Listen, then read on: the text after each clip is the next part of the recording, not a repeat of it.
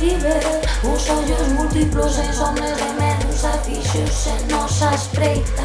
As bocas das metralletas apuntándonos a censura postal. Fatídico agoireiro lendo as nosas entrañas. O sacristán pasando lista ás portas das igrexas. Nos cafés os contertulios anotando as nosas reaccións perante as noticias do radio. Clitemnestra na cama, clitemnestra na cama.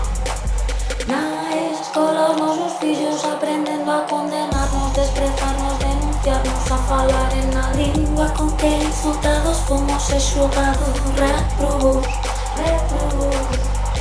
Na cual foi estendida a acta que nos levou ao paredón, o cárcel de desterro, a lingua con que nos indultaron para nos inserir arrependidos ao mundo que quixéramos sustituir. Moitos morreron, pero moitos morreron. Mas non falo agora deses mortos, falo dos que tiveron que viver, morrendo entre os seus matadores, lendo a mesa que dilamamos en tira, saudando as insignias contra as quais militaram. Como podemos viver? E mais vivemos, comemos, dormimos, engendramos.